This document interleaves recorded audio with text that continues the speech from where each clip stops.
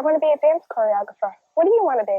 I'd like to be a performer. I think that I'll be a singer and a dancer, and maybe I'll play an instrument. I'd like to be an all-around performer. When it feels like the world is on your shoulders and all of the madness has got you going crazy, it's time to get out, step out into the street where all of the action is right there at your feet. Well, I know a place where we can dance the whole night away underneath electric stars. Just come with me and we can shake the blues right away. You'll be doing fine once the music starts. Oh, I feel the heat coming on. This joint is jumping. It's really jumping. Come on, guys, and shake your hands. I mean, this joint is jumping. The piano's thumping. The dance is bumping. You came into my life and said you'd give me love. You promised I would never hurt again. I believe your words. I had trust in you. I was just a fool. Your love was never true. But no more tears will be shed from my eyes anymore. I know I'll be strong and you will be gone. The silly games will end. You'll never break my heart again. Tell 'em why, girlfriend.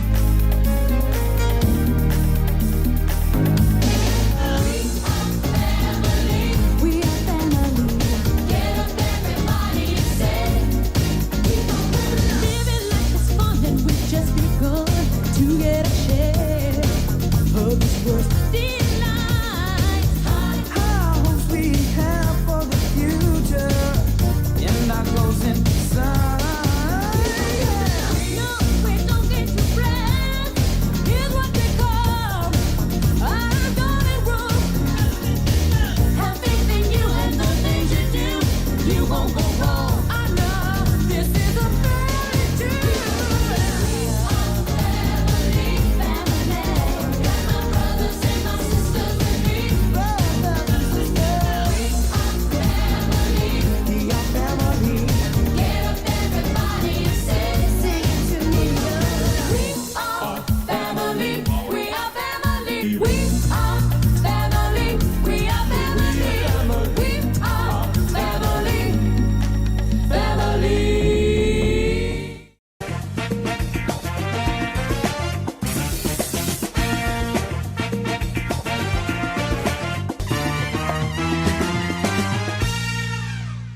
Welcome to Buzz Talk Live.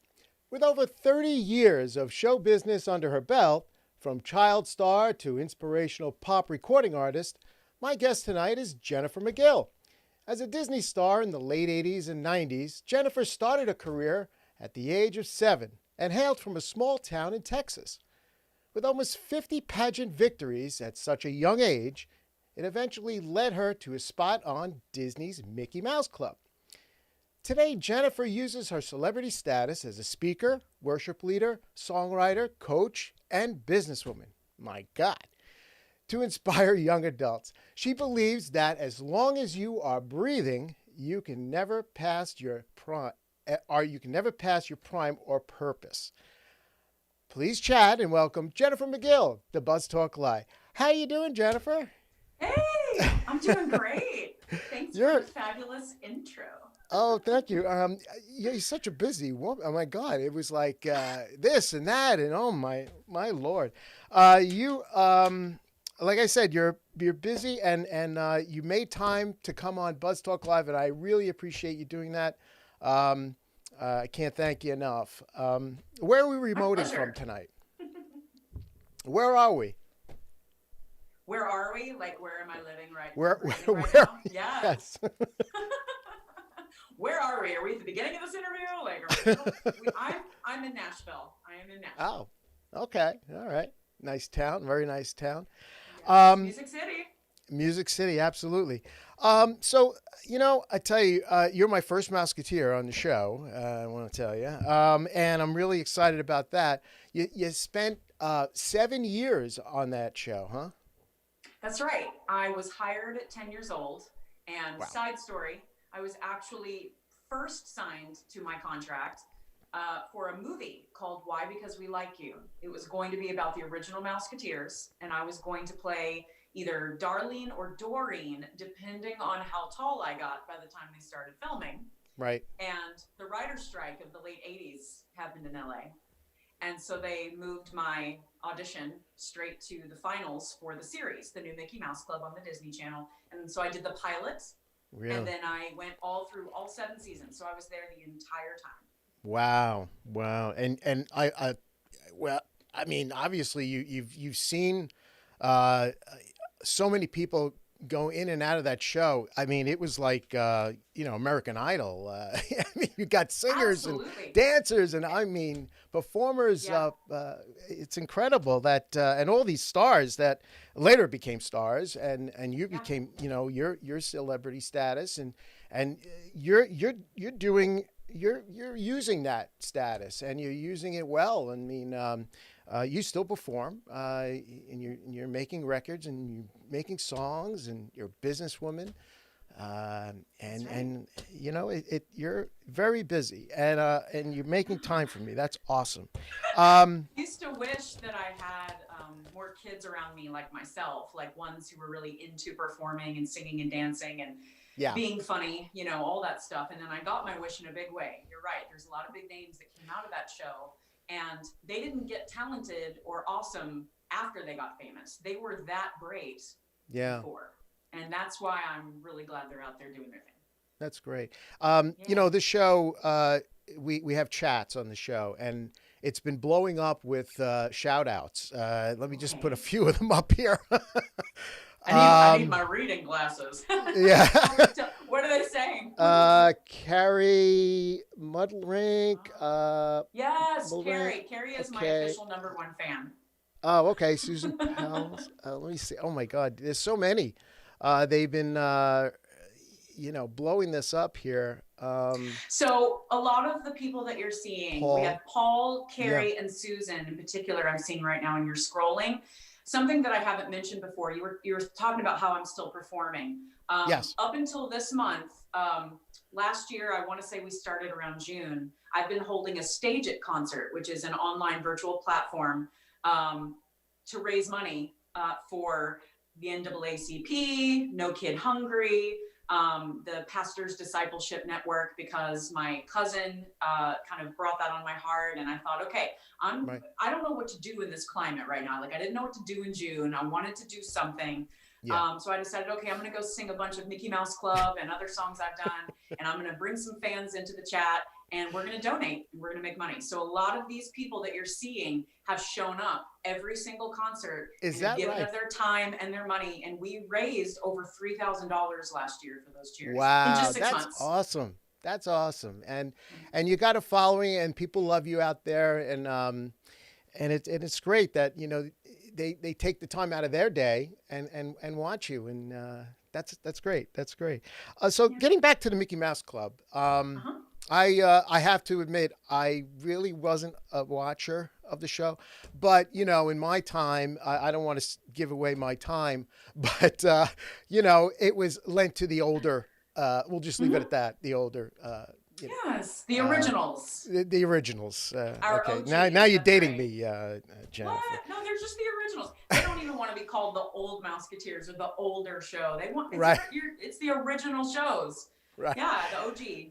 So now, is there a criteria to be on the Mickey Mouse be a Mouseketeer? Is there like something that they look for? Is it what's I that all remember about? years later, I watched my audition tape, and at the time, I thought, "Gosh, how did they pick me?"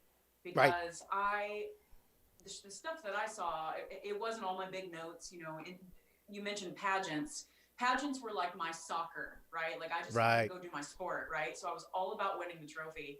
And so you have all the big notes, all the things, all the glitter and whatever, and all the hand motions like I still have now. And I really didn't see that kind of flair in the audition tape. But what I do remember, Matt Casella, who was the casting director for all 7 seasons in the movie, he said that he just saw something in me that was just a bright light. It was, I was so happy to be there. I was definitely a ham. I loved to just ham it up. And he said that it always looked like I had a secret, like I was kind of smirking and smiling, like I knew something that other people didn't. And Right. I think that was just my love for performing. And so when you combine that with all the big singing I could do, somehow I was the blonde-haired, blue-eyed girl they chose out of the thousands upon thousands of kids that they saw for that first audition. And I'm so grateful, because without that show, I wouldn't be as good at what I do now had I not had that training. So everybody starts. Yeah, I mean, it jumpstart a lot of careers, and it puts you in the limelight at such a young age. Very talented. All the clips that I ran at the beginning of the show, it was fun putting those together and just seeing. I'm so glad you did that. Yeah. Yeah, just to kind of give you a little compilation of your work and back then, and we'll get into work that you have, that you're working on now, and I know your business that you've been doing. But just getting back now, as far as like, I don't know, you're a kid, you're on the Mickey Mouse Club, and obviously there's other talented kids there, and it always lends to like, competition within the Mouseketeers and oh, I'm better than you. Was there any of that on the set or within the green room or anything?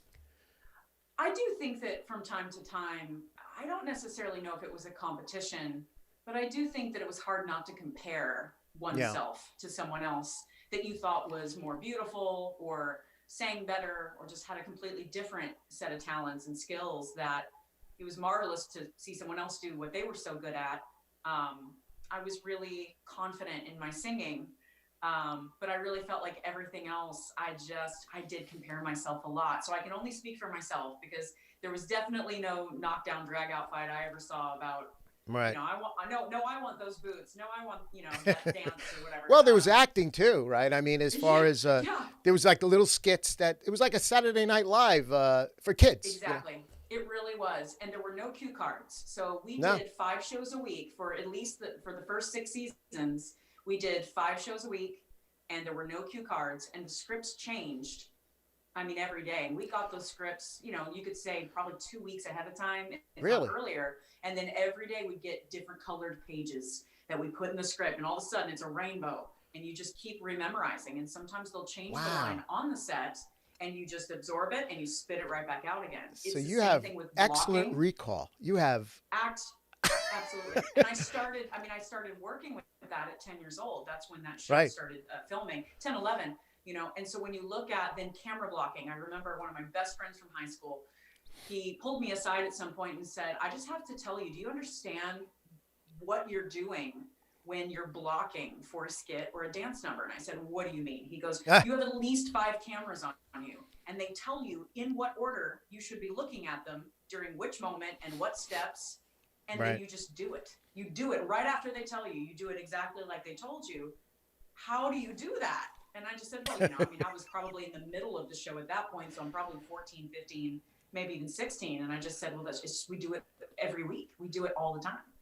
Yeah. Now, your mother played a big role in your life, and throughout your life, and as far as with your pageant wins and seeing you like you were saying, it was your sport. She was like an integral part of your music, extracting the talent from you, correct? That's right. At 7 years old, I saw the Miss Texas pageant, and I said, Mommy, I want one of those crowns. And we didn't know how to do that. And so she went to my dance teacher and asked, how do we do this? How do we get a crown? What do we do? Because they weren't at Walmart at the time. There were no crowns on the shelves. Right. And so she entered me into a pageant, and my dance teacher offered to teach me a dance number. And my mom said, oh, that's okay. She sings. And my dance teacher was like, oh, okay, fine. But my mother and I had been singing together all my life. I mean, before I could remember, she had a music degree, and she was a local vocal coach in our small town of Denison, Texas. And she recognized that I had very good pitch for a 3-year-old. Right, sure. And so we sang all the time. And so she was my first voice teacher, and she sewed costumes for me. I mean, I think I had in the whole 50 pageants I did, I might have had 2 store-bought dresses, but all my costumes were hot glued and sewed and sequenced by hand by my mother. Really? And it was our hang time. Like, it was like going to karaoke night now. We would just take the weekend and go to a pageant and just do the thing. And, you know, she released me to that stage, and she really didn't meddle, except every time I would breathe in, I could hear her in the audience breathing in with me. I would hear her. Really? Wow. Right? She was very connected to that process. And every business trip we went on, like my first flights, everything. I mean, I remember her holding her hand when we would take off in any plane. She was all over the world with me. Well, I mean, you know, time. Yeah, I mean, like, get the pageant stuff. I mean, that really gave you structure. You know, going forward into now, you know, went back then with the Mickey Mouse stuff, it gave you structure. You know, I don't know where these other, you know, like the other stars that are now stars came from. I mean, were they handpicked from other pageants, or were they just like people that had talent that they auditioned? I mean, they came from all over. You know, if you look at the original group that I came in with, we had a Broadway star. We had a boy who was an excellent ballet dancer. On top of everything else he was so great at. I remember one of my favorite, most talented guys who came in. I later found out that he wasn't naturally a hip hop guy. He was a clogger, excellent jazz dancer, but he learned hip hop. Like, he pushed himself to match the other boys who were there doing it so well.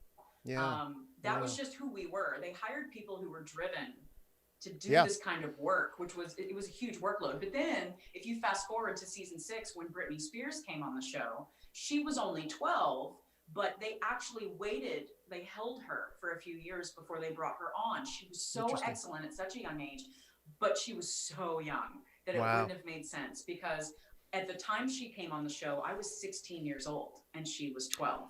So you already have such a large age gap. Yeah. And I was one of the younger ones. I was always kind of in the middle. I was one of the middle childs, all the childs. And Justin Timberlake was, I mean, all of that group was very excellent naturally. And the excuse is, like, what we were told, because, I mean, you have Ryan Gosling, Justin Timberlake, Christina Aguilera, Nikki DeLoach, Tate, we called him Tate, but Mark Lynch. Everybody had to be kind of at an upgraded version of a 12 and 13-year-old, because the rest of us were so seasoned. They had to come on at least understanding you got to hit this hard. So they were more strategically chosen because they were so much better than, honestly, I ever was at 12. And Christina Aguilera sounded like she sounded on her first record. Is that right? When she was 12. Wow. It was astoundingly rich voice. So yeah, So they, everybody had a superpower. Every single person we brought on. When it first started, the Mickey Mouse Club, I mean, obviously Walt Disney was involved, right? And I found out that he actually was the one picking. He picked Annette Fugel on the show. He actually picked her. That's crazy. Yeah. Walt Disney. Well, it was his club. You know, it was his club, and it was his that's club. Why it works. You know, every incarnation of it works because it is about a family, and it is about a club, and it starts with those first chosen kids, but then the goal is that we want everybody who's watching to be a part of that family. We want it to feel like we're all growing up together, and that's been the number one feedback from our fans, who have shown out in droves online. We had a huge reunion with thousands of fans the year before last. Yeah, I was just going to ask. So you keep in touch with the regulars that you were with on the show? Yes. In the last few years, we have all, like, much more of us have connected and seen each other in person. This last year, 2020, was very difficult. So I don't know if I think I really saw almost anyone. I think I saw some Mouseketeers in February before anybody really knew that COVID was a thing. And so, but the year before that, in 2019, we had our 30th anniversary of the first airing of the new Mickey Mouse Club, and that was where we did a huge reunion in Orlando, a huge event put on by Always in the Club. That's a foundation. So if you want to look that up, alwaysintheclub.com. But it's run by Mouseketeers. You know, it's run by our extended family as well, and they're responsible for the Christmas album we just put out in November. Right. Which again, everything raises money, you know, for very special causes.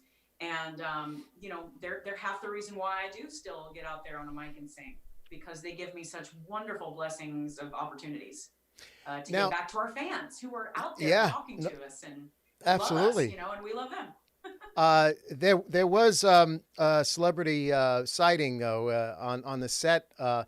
Michael Jackson was happened to come around, and did he like hanging around like the Mickey Mouse, the Mouseketeers? You know, he was drawn to talent. He was drawn to young talent that's similar to what he experienced when he was an itty bitty, you know, going through that. And all of us have that similar experience where we were all given so much more responsibility because of our talents at such a young age. And so I think there was a connection there.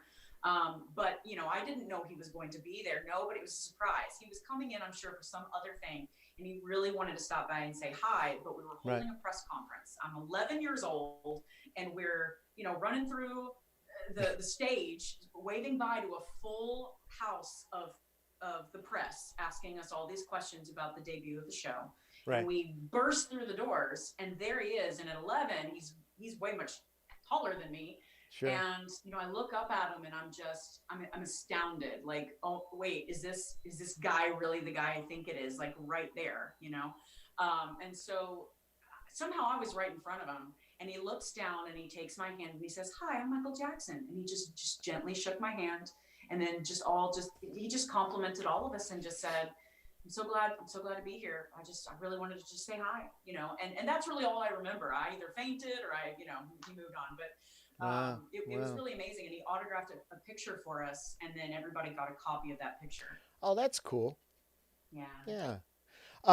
There's also a Celine Dion that was gave you some tips, or Yes, this is my favorite celebrity story because, you know, I actually grew to love her. This was in her Beauty and the Beast stage, so she was really brand new to the family, you know. But I knew who she was. Like, the song had been out, you know. I'm sure she'd moved on from that one song. But so I was a young fan. I was about 15, and some Mouseketeers were chosen to sing at the inaugural celebration for the youth when Clinton was getting inaugurated. So we performed at the Kennedy Center with all these huge celebrities. Like, I'm sitting next to Vanessa Williams, a very pregnant and disgruntled Vanessa Williams, like at the piano backstage, like waiting to go on for the finale. She's so uncomfortable, and I really want to tell her I love her song, and I feel so bad for her that I just leave her alone.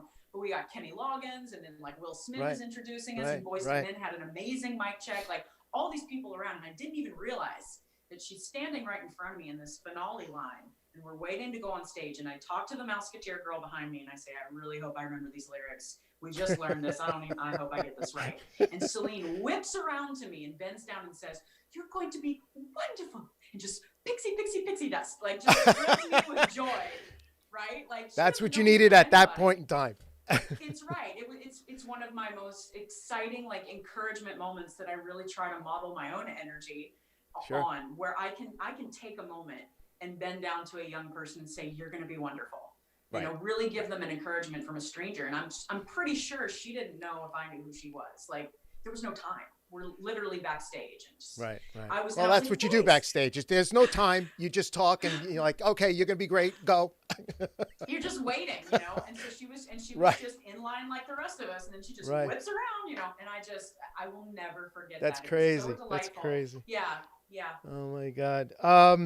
So, you know, everybody, I guess, on being a Mouseketeer and everything, everybody had a signature something, a signature song, and you have a signature song, don't you?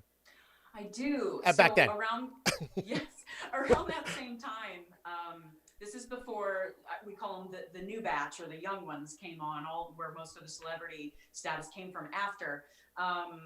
I think it was like 8th or 9th grade. We were working on an album. No, it was like 9th grade. I was 14 or 15 when we started looking into doing an album called MMC, short for Mickey Mouse Club, with the current cast members. And all of the songs were original. And my song was Hanging On for Dear Life. And so we thought nothing of it. I mean, a few of us got together and there were some really fun background vocals, all of that kind of stuff. Right, it was right. absolutely, it was so wonderful. But then you kind of just let it go. You know, you recorded the song, it's Sure. fine, like it is what it is. You don't know if it's a hit. I mean, back then we didn't know. We didn't know what all that was. We had no ear training for what's a hit and what's not. We're just supposed to absorb and spit it out. But after we did the tour, and there was a movie called no, not that movie. My Boyfriend's Back. It's a dark comedy that was released in the 90s. And this is the theme song for that. You hear my voice like all through the prom scene. Oh, okay. All through the prom scene. And over time, when we would start going on tour and people were in the autograph line, I kept hearing, this song got me through high school. This song got me through my grandmother's passing. Wow. This song got me through a time when I was being bullied. I mean, it just went on and on. And then through the years, young adults and then older adults, whatever, we kept growing up and they kept finding these stories and remembering when this used to be such an important song for them and how it just brings back all these beautiful memories. And so my mother had said, gosh, I wish you could put this on an album someday, your own solo album. Yeah. And it did finally make it. In 2017, I released a new arrangement that I was very heavy-handed in. It was basically a co-production between me and my husband. So really full circle, I was in full control of this new version. And it really was like the song grew up. Yeah. So, I mean, I do have a clip. Let's turn back time a little bit. And Shot I have on location in New York City. Shot on location in New York City. Let's take a clip look at that song. A mind can sure get weary the way things come undone with eyes that won't see clearly and a heart that's overrun.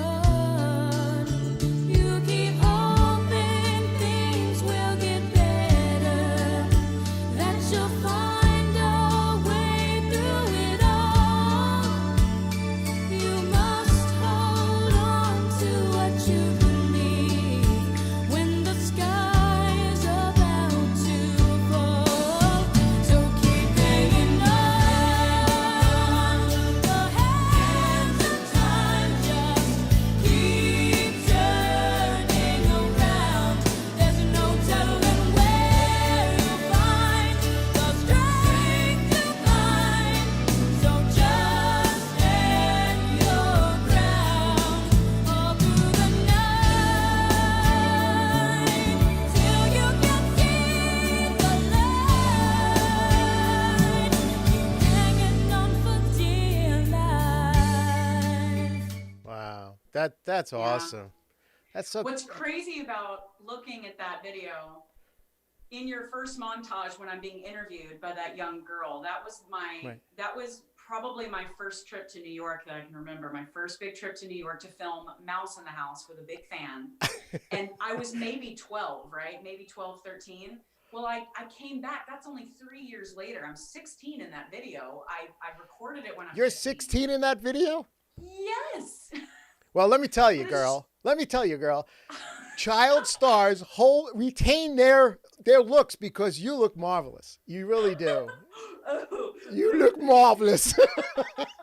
Nah, you look great. Really do. I mean, I didn't know you were 16 in there. Wow. Yeah, well, I mean, that's the point, is that, you know, everything that I do now, it's based off literally living it. If I work with young artists, Yeah. they're never going to be able to tell me, you don't know what I'm going through, because we were in the thick of it, traveling all over the world. Sure, I remember sure. in that particular moment, you know, we recorded all those songs.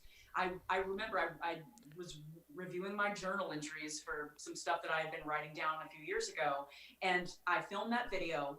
And then I went to Cleveland to do the opening concert for the MMC album tour.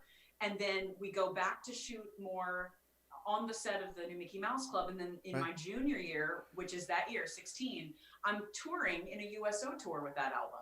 I mean, Wow. it's like they dropped me off in a limo with a McMuffin at my school, like off of the red-eye plane from Scotland or whatever, right? I mean, we were responsible for a lot. And the joy of it is that I thrived in that environment.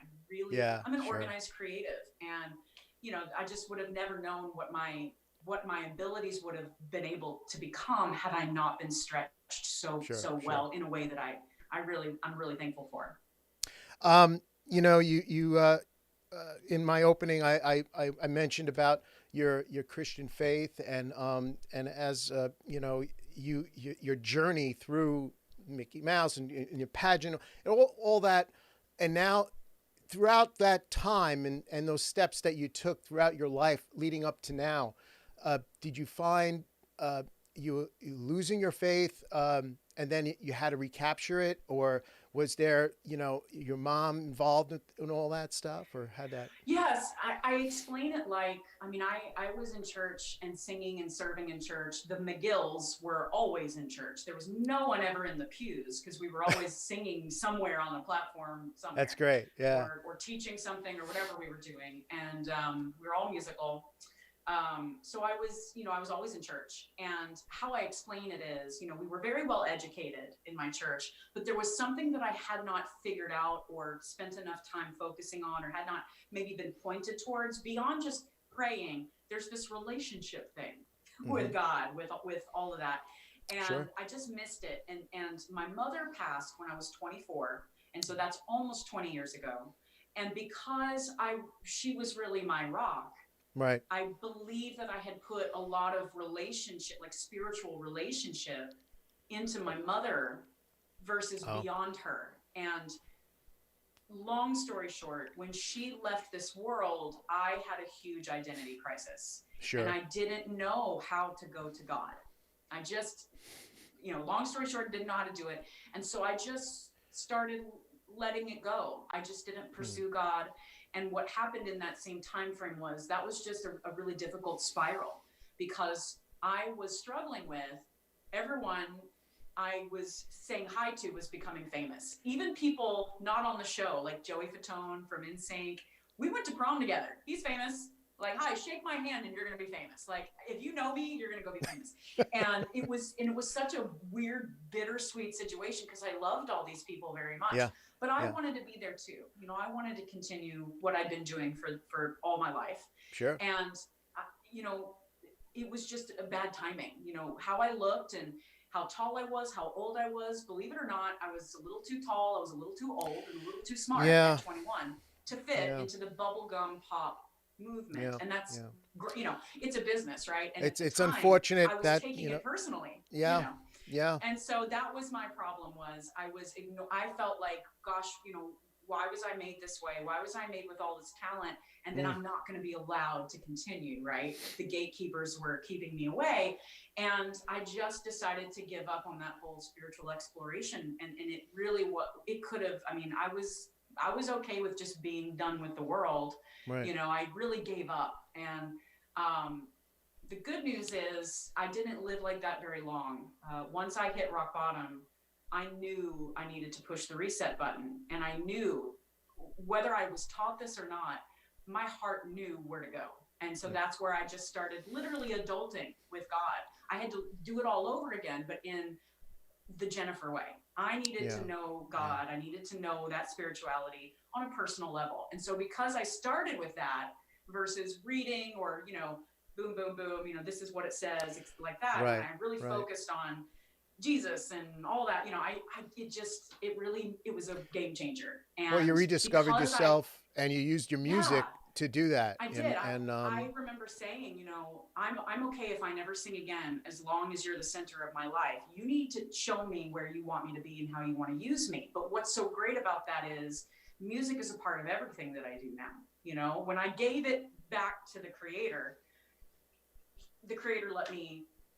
let me build it the right way. And, you know, I haven't looked back. I mean, there's been no reason to separate ever again. And, you know, and also, you know, thinking about when my mother passed, I want to be where she is someday, and I believe that my light is very much passed down from her, because her name is Joy and my middle name is Joy, and I'm very much my mother's daughter. Everybody says so. And so Sure. I own that. I feel like I have so many, Well, so much love in my corner. you chose wisely, I must say, because look where you are now. I mean, you got a lot on the ball right now. You got a lot of pans on the stove, and you're just to kind of get everybody up to speed on today and what you're all about, and you're using putting Christ in your music, and it's affecting all your fan base, and it's driving your message home to them, and that's what's important, and it was most important for me to do an album, the 2017 album that I was talking about, where we redid Hanging On for Dear Life. Sure. It was important for me to take the knowledge, and the wisdom and just the spiritual growth that I've learned, that I've experienced. And I wanted to reach out to any fan I've ever had, regardless of where they are on that journey. And I wanted an album that reflected, you get knocked down, but you don't have to stay there. And you're never alone in the process of getting back up, because I think everybody needs to hear that. And I wanted to make an album that met anyone where they are, versus, I don't know, tried to fill them with a certain kind of vocabulary that maybe would alienate them, when really the big picture of any of that is love, and that you're not alone. We're called to love. We are made with love. That's the whole revolution. And anything beyond that is the next step. But love is the core. And so, yeah, how long did it take you? How long did it take you from when you rediscovered that until when you made the Unbreakable album? I would say maybe 16 years. Really? Yeah, it was a slow burn down the spiral. It was, 24, let's see, I'm trying to think. Maybe not. Yeah. 24 to 34, and then 34 to 40. Yeah. Is that right, Matt? Is that good math? Yeah. Sure. Yeah, because I know, right? Like, I don't know. But I know that we released that album when I was turning 40, I think. Yeah. Wow. So it was a big deal, because so much of me, I thought, had been thrown aside, or maybe wasted, or maybe I had lost my chance, I don't know, to make an impact. And I was very blessed to get this chance to do such a big album and to say so much in one compilation. And it was a privilege to co-write all the original songs. And like I said, it's all there. If you're a Christian, you can hear that side of it absolutely in every song. And if you're not, it opens up a space to talk about universal important things. Yes. Like love and forgiveness, and like not beating yourself up. Like, dust yourself off. There's more for you. And like you said in the beginning of this interview, as long as you still have breath, you're never past your prime of purpose. I think a lot of women, from my experience, my perspective, we are told that we're past our prime very early. Or, great, now you've gotten married. Well, when are the kids coming? Okay, now the kids are here. Like, what are you going to do about your career? Or what is the deal? Right. I feel like we all feel very oppressed with labels and trajectory. And I was absolutely part of that category, where I felt like, gosh, am I ever going to make something of myself or get to the next level? And I'm so tired of hearing those questions. When are you going to XYZ? Why aren't you famous? And they think they're complimenting you, and I do take it that way. But fame, as we all know in the business, it's just another label, and it's another burden. Whether you know it or not, it's a burden, and it's really tough to manage when you come to a certain status in your celebrity status, and to manage. That's why it's awesome that you went back to your roots and your Christian faith and drove that nail home, because it's really easy just to kind of like go the other way, and that's really easy to do. But what you did is so difficult and hard, but yet satisfying to yourself, Right. and you're making a difference, you know, and with all the charities that you're involved with now, and I didn't even put up your website, so let's look at your website. Oh, there you go. Yeah, it's like a little video, I guess. So, Yeah, and I think that's really Yeah. cool. Whoever did that did a great job. it. You did it. Look at you. I know, it's Look great. at you. I actually love video editing. This is true. We'll talk more about that. All right, later, yeah, but- we got to talk so, offline so, about that. well, I'll say this. While we're plugging this website, so I have a playlist on my YouTube channel Okay. that is my music videos as well as lyric videos that I've done. If you would like to watch the Unbreakable album, it's there on my lyric videos playlist. And everywhere you want to go to find me is through that website. All my social media, YouTube. If you want to even book me for voice lessons or anything, you know, it's all there. And I wanted that one-stop shop so that it was easy to find. Yeah, me it's and great. look I at what I'm mean, doing. It's all there. So go visit her website there, jennifermcgill.com. I do have a clip of Unbreakable and the video that you guys made for that. It's great. Watch it. I'm with you through the battle and the blood. You're with me through the fire and the flood. We're still standing. I so unbreakable, unbreakable. Nothing can separate us. Nothing can come between us now. Nothing can take away, break away the power of us. Nothing can overtake us. Nothing can never beat us down. Nothing can take away, break away the power of us. Unbreakable, unbreakable.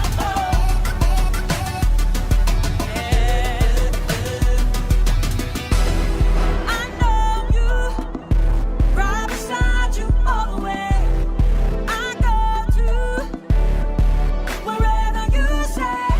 We're still standing on the earth and unafraid. Unbreakable, unbreakable. Wow, that's great. Where was that shot? Here, look at you singing. I'm like concentrating and like remembering everything, like killing it. Okay, where we shot this. So Yeah, where did you anybody shoot? Notice that there's a sandstorm coming up behind me in the shots? That's real. There's That's a real sandstorm. I thought that was a little Nevada. CG. No, we didn't have a budget for no CGI. But listen, the idea was like that was a total surprise. So it was filmed in Nevada, and the goal was we had a drone camera plane thing, and they weren't so kind of all over the place as they are now. And so that was really important that we wanted a lot of aerial shots. But what happened was that wind started coming up behind us, and it looks like a sand tornado. It was a sand tornado behind us, and the guy thought, great, let's go film there because it's far away. But we couldn't use the drone plane. So you have the cameraman and you have me, and I don't know what's coming. I don't know what's happening behind me, right? All of a sudden, later in the video, you see it. I kind of look like Elphaba from Wicked. I'm all like casting a spell, and just sand shooting through the shot. The cameraman, like everybody was caked. Well, in it was sand. perfect because of the wind. And it was great for video, and it's great to Yeah. tell a story. I mean, I love stuff like that. I love anecdotes like that. Like, wow, I was in a sandstorm. Like that video has a sandstorm in it. We ordered that up just in time. Yeah, So, I was in a tornado yeah. once, and it was great. Ooh, haven't been there, but yeah, sandstorm. Got that. Yeah, no, so, the story of Unbreakable, and like you said, getting knocked down and picking yourself up and moving on, and are all the songs on the album tend towards that theme? Yes, definitely different stages of either struggle or victory. Just literally from the times where you're struggling and you're sinking, and Right. how you feel during that time. But then also in the middle of kind of recovering from that, but also the victories, like after the job is done and after the war is over. This particular song is focused more on a snapshot of, let's say, the battleground. When I was starting to write this, I had a vision of waking up kind of after being knocked down. Let's say, like, you're unconscious, you're on the ground, you're trying to get your bearings, but you know Right. that a battle has just been fought. There's a lot of stuff, like just the dust settles on the ground. Literally, you're waking up to. I love action movies, so maybe that's part of it. Sure. But like, you wake up and you're trying to figure out who's still left, who's still Yeah. standing with you. And, you know, I see God, I see my husband and my loved ones, you know, I see the people and the spirit represented in my tribe, the people who are going to be with me forever, who will always stand by me. And it's, you know, so it's unbreakable and the power of us, and really, And the unbreakable as a wind, theme. the wind played the part of the spirit, you know, in that. It in really, that it's film. like the breath of God. It really Yeah. was. Yeah, that's like, great. Thanks, Lord, for that. You know, during that. He Perfect just, timing. He was literally, like, he was behind me, like, "Hey guys, I'm on television." Like, he just wanted to be there. You know? But the whole idea of unbreakable, right, is that we're all broken people. We're all flawed. But when I let God put me back together that second time, it's spiritually unbreakable. You know, I have a course that's called Living Your Unbreakable Life, and it's all about recognizing what tries to break you before it hits you, right? When you've lived enough life, you can start understanding the signs of what drives you nuts, what makes you panic, what makes you nervous or angry or sad. And if you can recognize what's coming at you, there's a different strength in you. You know, just I got some knowing more that you're chats. not alone in that struggle, you know, and that's why I called the album Yeah. Unbreakable. Let's get back to some of these chats here because they've been Oh. chatting away. Chatting away. Chatting away. Bottom Brown, you have a wonderful positive aura about you. You glow. Thank you. Nevada, Utah. Unbreakable is pictorial art, also is amazing. Fearless just came to mind right now. Breath out again. Breathe out again. Not gonna breathe anymore. So okay, Susan is saying that's the lyrics to another song called "What Are You Waiting For?" Oh, And okay. I think it's the second track, and it's one of the more delicate songs on the album. But that brings up a good point. What Are You Waiting For is about someone before, like they're stuck, they're caged in this moment, and it's really encouraging them to take that next step into love and, you know, shamelessness, like get out of this burden, whatever it is that's holding you down. Another important two songs.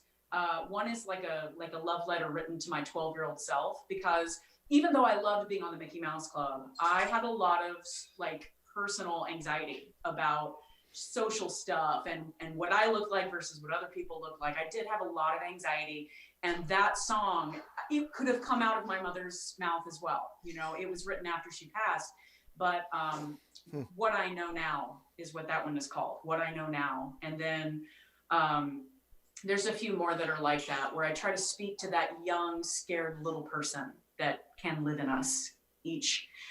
So yeah, lots of different colors in that music. And I made it that way on purpose. There's a lot of celebration songs. There's a song called Fearless, which is very club, you know, there's just a lot of cool stuff. Yeah. Who else was I wanted to involved with make the it writing? diverse. Yeah, who else was involved with the writing of the lyrics? Okay, so I'm not going to remember everyone right now, but Unbreakable was co-written with John Chisholm, and let's see, Rachel Mann and I wrote Battle Is On, which is sort of our ode to Mary J. Blige. It's that kind of vibe, but it's definitely in the heat of the moment, like where you're feeling horrible, and I'm Right. just gonna fight. Like it's very like, let's do this, you know, in the moment, in the trenches. Trying to think of one more. Jen Bostic and I wrote two of the songs on the album, and my favorite, well, gosh, they're both equally my favorite in different ways, but my husband produced both of those songs, Jeff Bohannon, but they're both, Armor is like, to me, I wrote it like a God hug, but it's also just any loved one it's your person. It feels like that protective armor around you, that armor of love, if you will. And then kind of the top song, it's really just that power ballad of all the ages. That's the one that I wrote to my 12-year-old self, and that's the What I Know Now. She wrote both of those with me, and Nice. every person who contributed was excellent. just really grateful because it's a deluxe CD. Like it's a huge album. Oh, really? And Wow. it's is it 16 songs? Yeah, it was a lot. Yeah. A lot of writing, a lot of singing. Yeah, exactly. It was a lot. It took a minute. And now, I didn't edit. do you still I didn't perform? edit that video, You're but I performing? did comp all the vocals. You're still performing some of the songs from that album? Yes. You're out there? Yes. So I think I only made one more video, and that was actually during COVID. That's on my YouTube playlist. It's called Stronger Than Anything, which is a song by Josh Lopez. We do have some covers of worship songs. And so Josh Lopez did write that one, but I was in the middle of isolation. I was with some family in the open spaces of Illinois, and I just set up the camera and the ring light, and I shot in different locations and edited that one together. So Stronger Than Anything is another music video that's on there.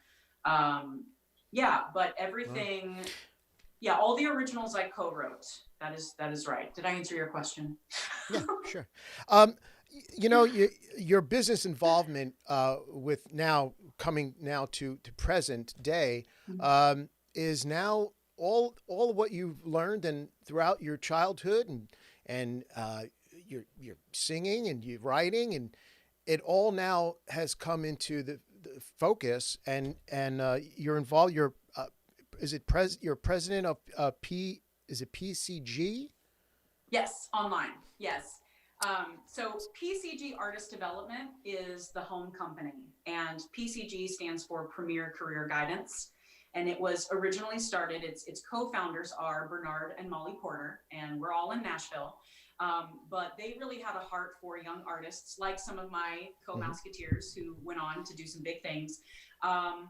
They really felt that the team mattered more than, I would say, even the song content, even your press team. If your core people who are taking care of you day to day professionally are right, then your trajectory is going to be healthier and more whole and more sustainable over time.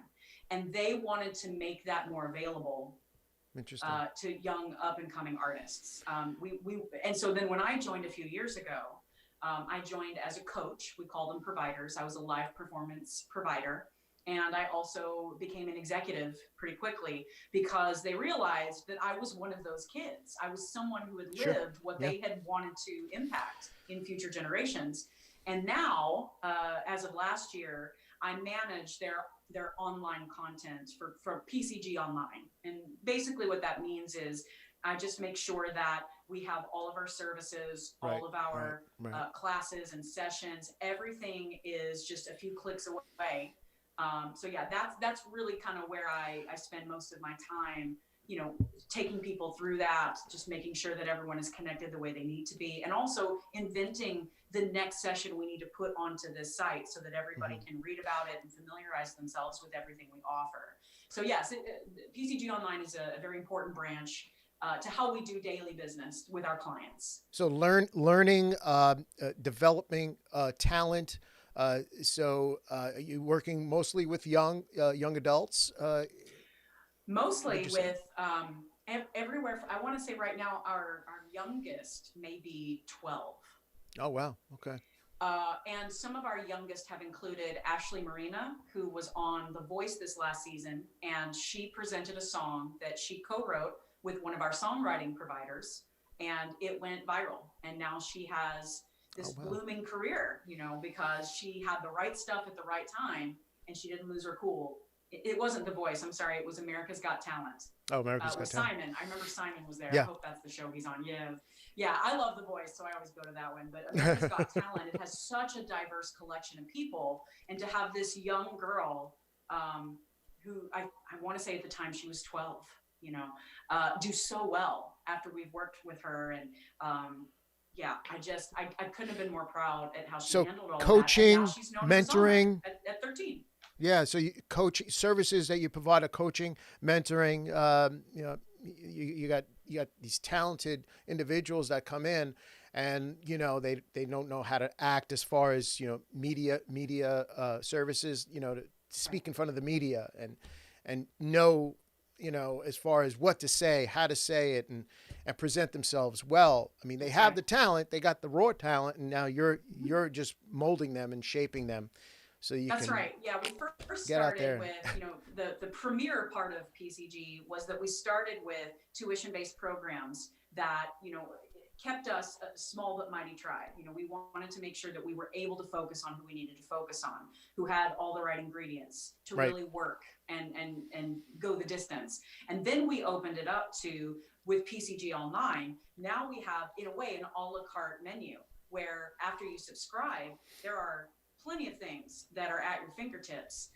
that you're able to dive into. But what we prefer to do is have kind of a finger on the pulse of one's career, especially when they're that young. Yes, we do need to train. And it's everything from the level 1 stuff, like your singing lessons and your dance lessons and acting and songwriting and instruments, etc. We also have classes for social media training, but then there are other levels where it's product creation. We help get you into your music video production, your photo shoots. We can, build your streaming playlists and organically grow your Instagram. And then final product, we can take you to market. And so it's grown exponentially, even in last year. A full service company. It really is. That's great.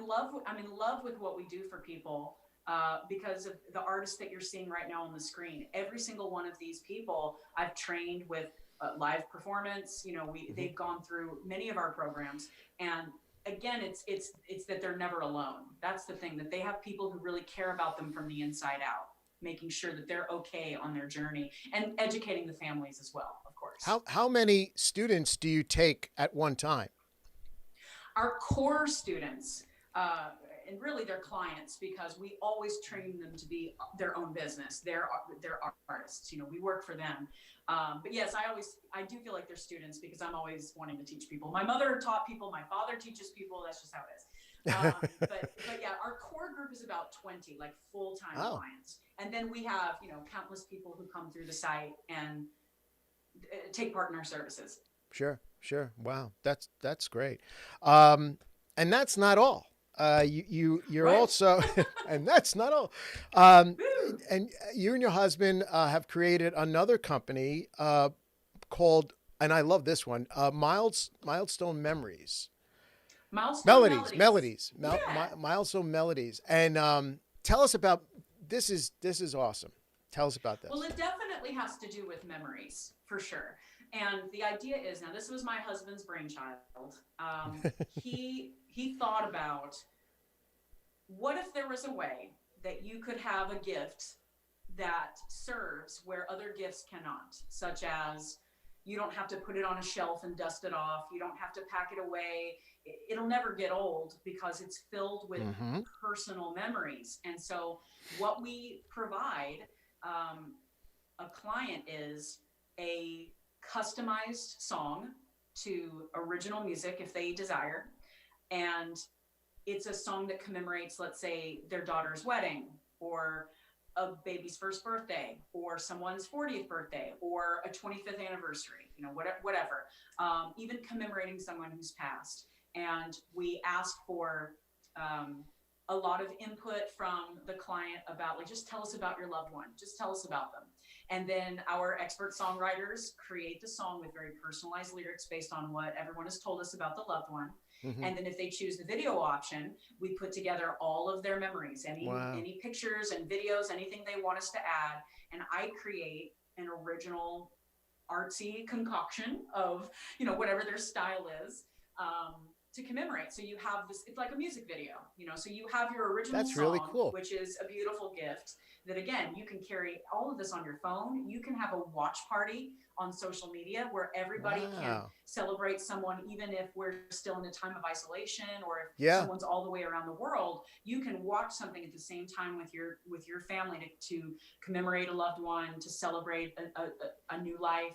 And so the combos and the possibilities are really endless. But the goal for us was, look, we love what we do. My husband is a fabulous musician and producer. I love songwriting. We've both been singing pretty much our whole lives. We've been in music our whole lives. What if we can now give back? What if we can do it for someone else now? can we not make it about us Very, and just very cool love idea. on other people, right? And Very, that's where Milestone Melodies was born. yeah. No, it's a great idea. I love it. And I'm gonna probably use it. You got a future That would be customer over here. I love it. Yeah, Bring it no, on. we just love that. We love that. a great concept. We love doing that. Yeah, really good concept. I love it. And so now, I mean, my God, so much is going on with you. What else? What else you got coming up? What? I mean, Okay, well, okay. So there's always something. Now I'll say this: like I really try. I promise I sleep at night. I promise I sleep very well. I don't think you And do. I really do. I drink a lot of water and I really do sleep well. But I do feel like since my childhood, I have been compelled to be productive, and it's a blessing and a curse, you know? So yes, there's always stuff going on. We did just do that Christmas album, and I do believe I have shared that music video on my music video playlist. That's with the whole participating cast of former Mouseketeers from the 90s show, who did Go Tell It on the Mountain. And we have a Christmas album that's, you know, still available, and it's streaming on Spotify. So that was a big recent thing. Wow. Where my husband mixed most of those songs. So that was just a big deal in our house to move through all of that. But right now, what I am actually trying to do is not be everywhere all the time. This is a year of intention. That's my word. And because we are examining the health of our family and really wanting to take care of ourselves on a new level from the inside out. Yeah. I have a new vlog, and it's called I'm Just Eating. And I am on a food journey where I'm vegan now. And you know, it's whatever, like I'm not trying to convert anybody. But I've always battled that. I've always struggled with best choices for food, and I just decided, you know what, here I am, I'm going to push this reset button. I'm going to try something I've never tried before. And you know, I honestly cook a lot now, and so even though, you know, it's, gosh, I sometimes feel bad that it's not a job yet, but I'm so compelled to pursue this health, and I'm so compelled to make these videos and show beginners, you know, what I've gone through just trying to figure it out myself. I'm really, really passionate about it. So I know I just need one more thing to do, but it's kind of like my hobby, if you will. And that's really the next big thing. I mean, it's not a job. It's not work to me. But it is a platform, and it's out there. You can follow me. I'm Just Eating official, I think, on Instagram. That's not connected to my you're all over the place. Website. You got all your social media, and that's great, Jennifer. And thank you so much for joining me tonight on Buzz Talk Live. It was such a pleasure meeting you and having you on the show, talking about your life and your journey through Mickey Mouse Club and your business. And hats off to you. Thank you. It's such a pleasure to be here, really. I loved watching all of these memories of myself. This is a delight, really. I love talking about the show and just encouraging people out there. You know, you're never by yourself, no matter how you feel in the moment. If you think you're all alone, and if you think you're worthless, it's a lie, and there's just no way around that. It's a lie. And so everybody has purpose, you know. That's right. Yep, everybody has purpose. Well, thank you so much, and you know, take care. You know, hopefully we'll get back to work one of these days and do what we love doing, and best of luck to you and your husband, and with the business and with this artist development thing. This is great. Thank you. I know my days are pretty fun. You're I full do what up. I do, and I can help. It's really about helping. So I'm really glad to give back and use my knowledge this way. But wave hi to the island for me. I miss you. I miss you all out there. We will. Thanks again for stopping in. Yeah, thanks for having me. Okay, hold on right there. Sure. Hey, that was awesome. Jennifer hit every note, and she was just fabulous. Joining me tonight was an honor to have her on. My first Mouseketeer. So join me again on Thursday with two-time Emmy Award winner Lucas Cantor is going to be on the show. He's very interesting. He TED Talk. He's all about AI. He wrote music for the Olympics, two-time Emmy Award winner. That's going to be a great show on Thursday night at 8:30 p.m. Eastern. So I want to thank Jennifer again for stopping by, and best of luck to her and her husband. They got the recipe down and going forward in their life and in their journey. So that's all for tonight on Buzz Talk Live. Join us again on Thursday night, like I said, at 8:30 p.m. Eastern. Good night, America.